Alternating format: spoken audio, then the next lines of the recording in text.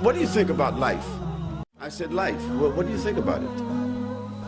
What do you think the meaning is? What do you think the purpose is? And you'll be surprised that intellectual people, educated people, rich people, white people, black people, athletes, celebrities, people whom you would think should have some kind of grip or have come to some kind of determination about this very simple question. I asked them, well, what do you think is the purpose of life? Hello, my name is Sophia. There's a hesitation. The person is not forthright.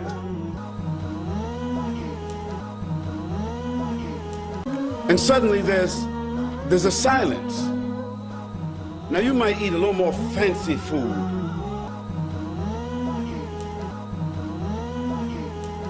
Than somebody that's living in Rwanda.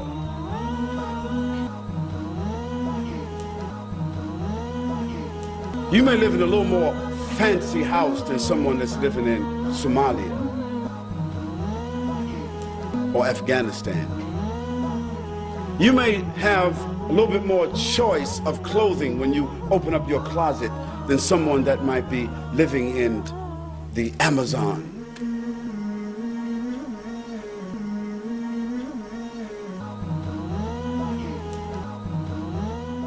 But when you're sick, sickness is the same, and your response to sickness is the same as those people that we just talked about. You guys call first. Death. A word that none of us like to say unless it applies to someone or something else. We can manage to say someone has died. But we don't like to think, even for a moment, about someone saying that about us. Because that inevitable event, death, that is what you and I are on a downhill incline facing every single day. And babies die.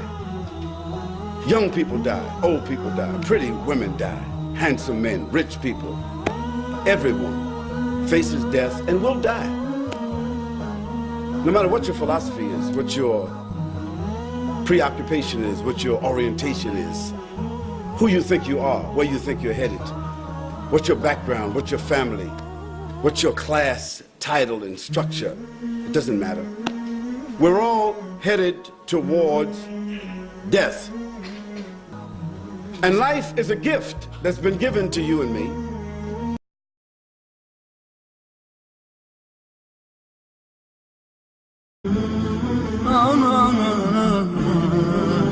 I'm always very surprised to find that when I meet people on a plane or train or standing on a bus stop or in a lunch counter or just in some other type of a situation where I meet someone in my home or I meet someone in their home or an office and another human being, and we're talking about different things, and some way I navigate myself to ask that person the question, what do you think about life? And the person says, well, what do you mean by that? I said, life. Well, what do you think about it? What do you think the meaning is? What do you think the purpose is? And you'll be surprised that intellectual people, educated people, religious people, opinionated people, I want to hear your mouth. Arrogant people. Every Muslim is a terrorist. I do everything in my power. Rich people. White people, black people, Americans, British, Australians, Spanish, Germans, French, heads of state, diplomats, athletes, celebrities, people whom you would think should have some kind of grip or have come to some kind of determination about this very simple question. I asked them, well, what do you think is the purpose of life? Hello, my name is Sophia. Welcome to my stylist photo shoot. There's a hesitation. The person is not forthright.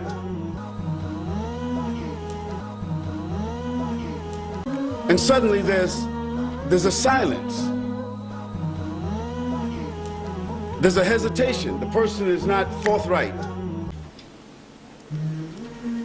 And I always remind myself, and I always remind the person that this is not a religious question.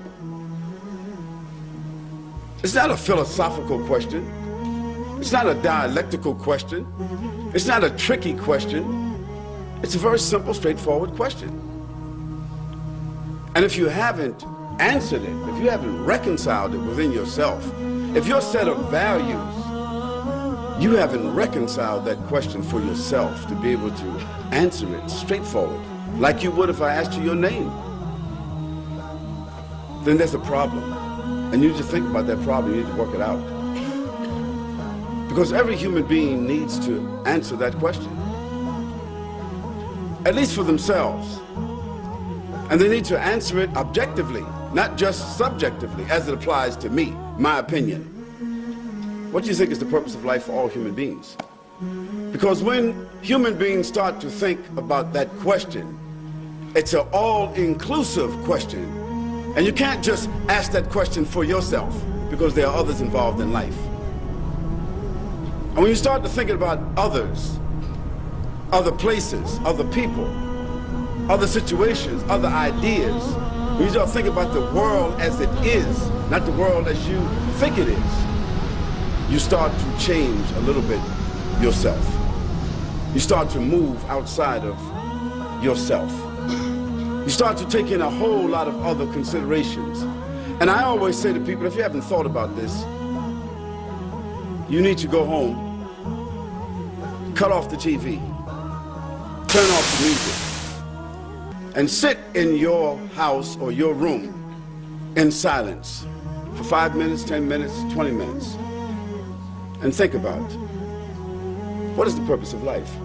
Because when you start thinking about that question,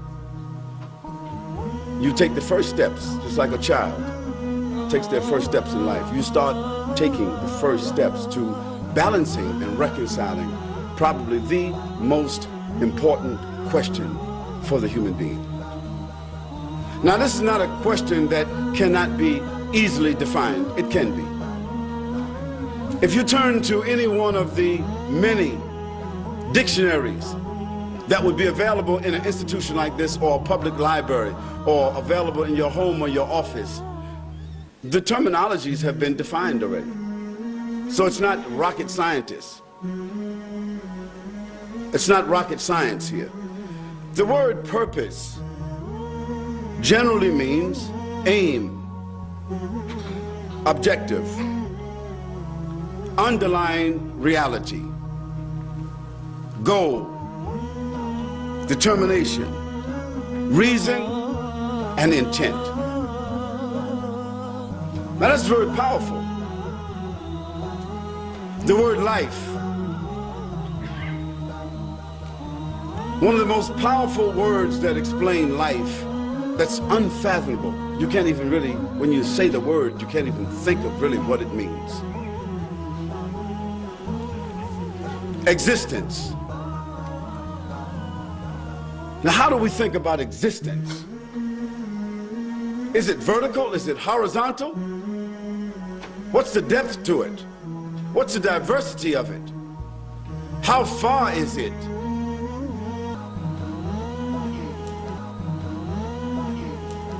How many kinds of creatures does it involve?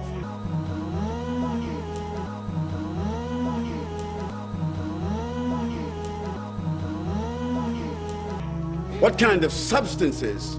Where? How? When? Who's behind it? How did it come about? Such a profound word, existence.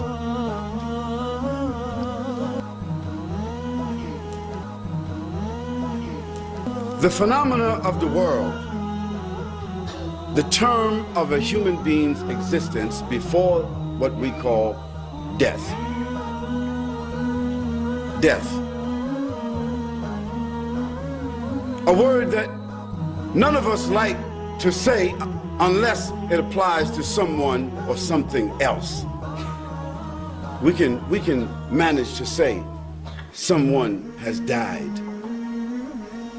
But we don't like to think, even for a moment, about someone saying that about us. Because that inevitable event, death, that is what you and I are on a downhill incline facing every single day. And babies die. Young people die, old people die, pretty women die, handsome men, rich people. Everyone faces death and will die. No matter what your philosophy is, what your preoccupation is, what your orientation is, who you think you are, where you think you're headed, what's your background, what's your family, what's your class, title, and structure, it doesn't matter. We're all headed towards death. And life is a gift that's been given to you and me. And we have to work out the variables between here and there. So when we speak about the purpose of life, for individuals, it's really a simple issue. But we need to take a look at it. Now, for individuals and for governments, the purpose of life is a little bit different. It takes upon a different set of dynamics. And I want to discuss with you from a social-political point of view, because my background is sociology. And so it means I study behavior. I study the behavior of governments, civilizations, societies. I study the behavior of individuals. That study of behavior helps me to understand when something is here and you study the evolution of it, where it has come from, you get an understanding of where it is headed. And you start to see things to be almost the same. And when we talk about life, the life of a person, whether their life expectancy or their life anticipation, their life involvement, for all human beings, it's basically the same. Now you might eat a little more fancy food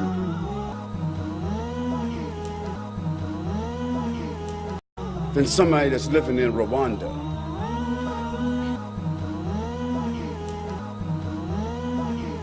You may live in a little more fancy house than someone that's living in Somalia or Afghanistan. You may have a little bit more choice of clothing when you open up your closet than someone that might be living in the Amazon.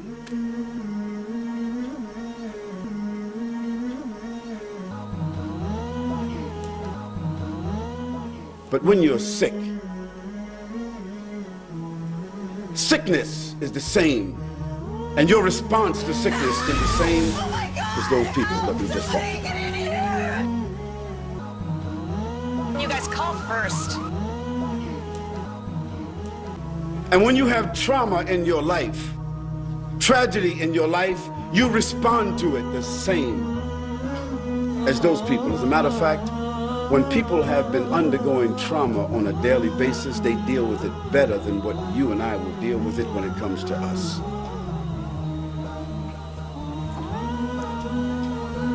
So for individuals and governments, the purpose of life have a different manifestation, but I want to show you sort of like the generics of how they both function. But one of our philosophers, historians, that some of you may have heard his name is Ibn Khaldun. He's called the father of history. He's the first one that interpreted history according to human behavior. He said that the cycle of life for individuals, the cycle of life for governments and civilizations are the same as the cycle of life for human beings. There's a gestation period, and then they're born. And after they're born, they begin to recognize, walk, speak. They start to adopt and realize their own personality. We're talking about individuals, we're talking about governments, societies. There's a stage of immaturity, and then there's a stage of adolescence, and then there's a stage of maturity. Then there's a stage in which most of their strengths, their faculties start coming into focus, and they reach an apex in their life. According to most philosophers, sociologists, psychologists, they say that this age is around 40, 45. For governments and societies, it's just about double that. Then they start to realizing and understanding the values and the dynamics of life a little bit more than they did when they were 30 and 20, because now they have reached the top of the hill and they start looking down. And as they start to decline into 50s and 60s, life starts to become more precious to them. And governments like Australia, like the United States of America, like the UK, and like some who are finished now, they start to realize also that they are not as powerful as they claim to have been. They start to see that they are unable to hold on to everything that they have taken. They start to see that the world does not revolve around them. They start to realize that they cannot exist without the collaboration and the cooperation of other individuals, of other governments, of other people. They start to realize this. And inevitably, individuals, like governments, soon become dependent upon others. They return back to a state where they were dependent before, and after being rich, independent, arrogant, powerful, selfish, self-centered, whatever, they start to becoming wise, giving, benevolent, understanding, compromising, mature, and looking at the anticipation of the inevitable, which is sickness and death. And one day, some of us in this room will remember that this has been said, that a great country like Australia, great country like America, where I'm from, great country like Great Britain, France, Germany, all these great countries, there's going to be a time, maybe not in our lifetime, when someone will speak about them with a historical, rhetorical mention, because they'll be over. And there'll be some other names here, like there are some other names here now. And we speak about others who were here, who thought they were powerful and would be here forever, rhetorical and historical.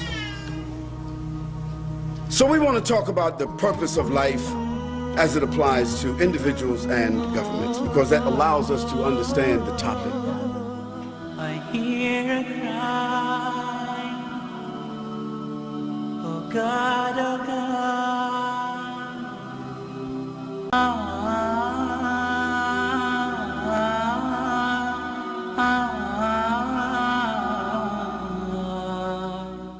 كل نفس ذائقة الموت وإنما توفون أجوركم يوم القيامة فمن زحزح عن النار وأدخل الجنة فقد فاز وما الحياة الدنيا إلا متاع الغرور.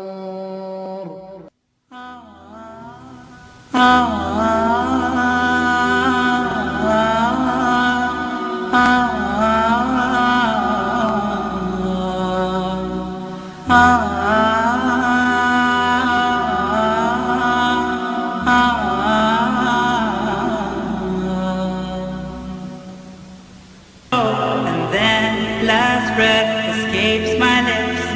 It's time to leave and I'm I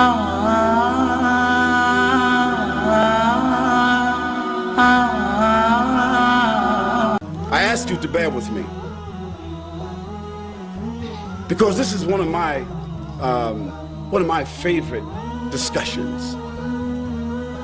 Not because I feel I treat it well or understand it well, but because it allows me as a human being to better understand how to negotiate my own life, how to appreciate my own life, how to appreciate those who are around me, those who may be dependent upon me or those whom I'm dependent upon, those who I interact with on a daily basis.